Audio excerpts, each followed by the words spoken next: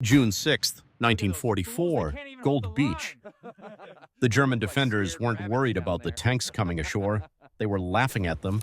They knew a geological secret the Allies supposedly didn't.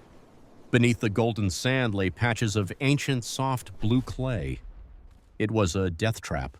2 years prior, at Dieppe, this same mud had swallowed Allied tanks whole, turning them into burning iron coffins.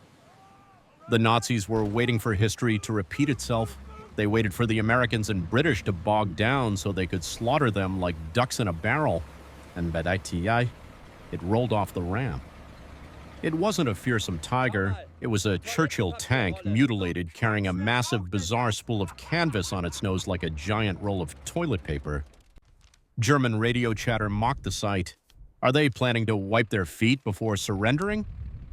To the master race, it was a joke, a circus act. But they didn't know they were looking at the brainchild of General Percy Hobart, the man the British Army had once fired for being crazy.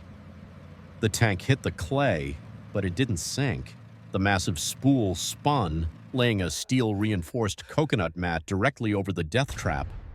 The Bobbin defied gravity, floating over the mud that should have buried it. The laughter in the bunker died instantly. The joke had just paved a highway right to their front door. And behind the Bobbin, a column of Sherman Fireflies was lining up on the white carpet, guns leveled. The Churchill didn't just lay a rug. It fired a 40-pound flying dustbin charge that cracked the German bunker wide open.